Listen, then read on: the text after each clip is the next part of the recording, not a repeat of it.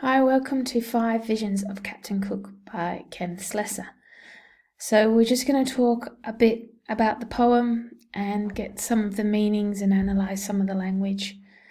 So this poem is essentially about a character that Slessor creates, but he uses that character as a framework to take the reader through lots of emotions and experiences and reflect really about, I think, life and getting old and dying, memories, and the experience of being human, kind of, and experiencing all of that sort of stuff.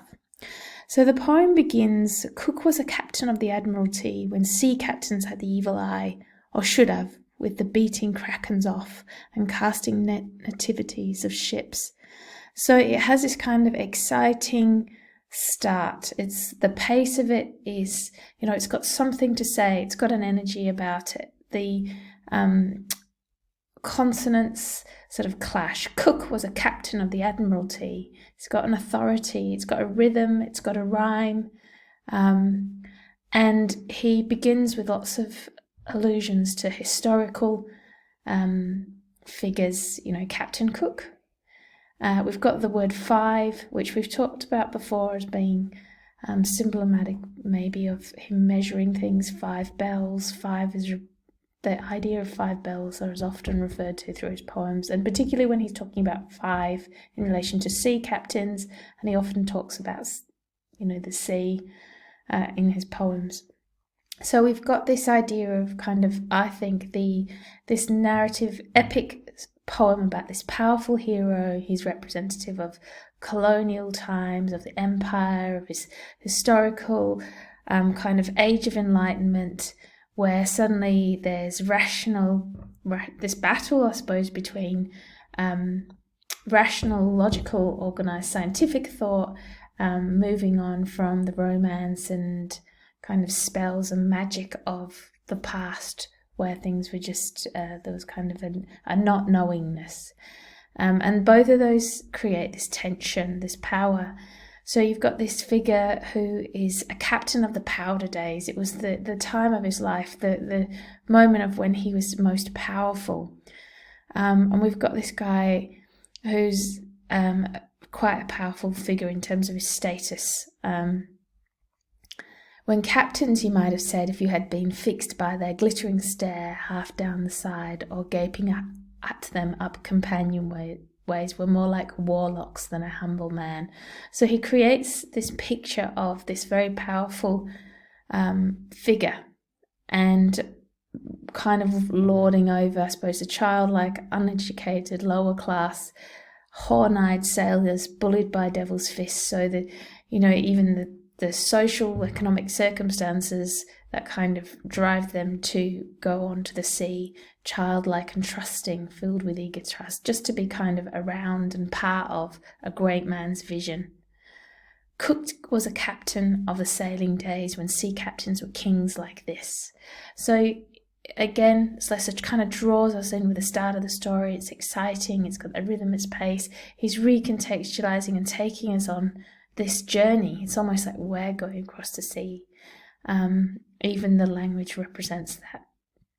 We've got a different sort of romantic kind of time. We get a time where not cold executives of a company rules, cracking their boilers for a dividend, or hiding their engineers, bidding their engineers go wink at bells and telegraphs. So it's not that time of measurement and science and logic and reason. It's a different time.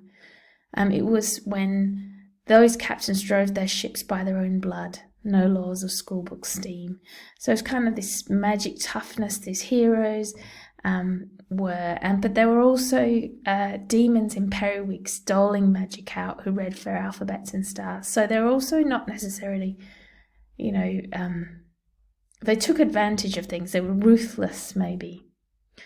And the power of a gentleman, educated, with strange, half-dreadful sortilege, with books, used medicines that only gods could know the sense of. But sailors drank in simple faith. So, they just kind of had this naive innocence, but got along by most of the time just trusting in the magic of it all, trusting in their leaders and drinking, pretty much. Then we kind of move into this other theme in the poem, which is this idea of choose. And so we've got Cook was when he came to the coral sea and chose a passage into the dark. How many mariners had made that choice, paused on the brink of mystery, choose now. So this sense of, is Cook making a choice? Is he choosing? Or is it really just fate, destiny, and the environment choosing? Or is it nature? We've got the winds roared, blowing home over the coral sea, choose now. And then we've got all these repeated references to choice, choose, chose, choice. And sort of mingled with those is the idea that the wind's way is choosing. Is it the wind cried once? The voice of God, their teeth and shoulders. So they're really personified. Everything's put on an equal playing field, and we get the sense that is Cook really choosing, or is it just the wind's way, the devil's mouth? So Cook made choice. So Cook sailed west about. So men write poems in Australia. So is it really? It's kind of this thing of, so men now write poems about him, but was he really in charge? Did he really actually do anything, or was it just kind of fate? We move on. Flowers turned to stone. And I think this stanza is really, I find it a little bit confusing. There doesn't seem to be a fixed rhyme scheme. It seems almost to me to be about, how you can't ever capture a moment. You can't put it in a glass box. You can't put the barrier reef in a glass box. But there's also this sense of stone turned to flowers. Flowers turned to stone, first line, and then further down, stone turned to flowers. So I don't know, maybe it's that sense of everything being temporary and gone. Because he gets to that last line, and have it dying like a cherry bough. But also, I think, and he uses water garden and cherry bough, I don't know. One thing I thought about this stanza is that it seemed it could find the Latin for this loveliness. So it's our attempt to make reason out of things, like the idea of Captain Cook discovering Australia, or discovering Australia. Did he really do that?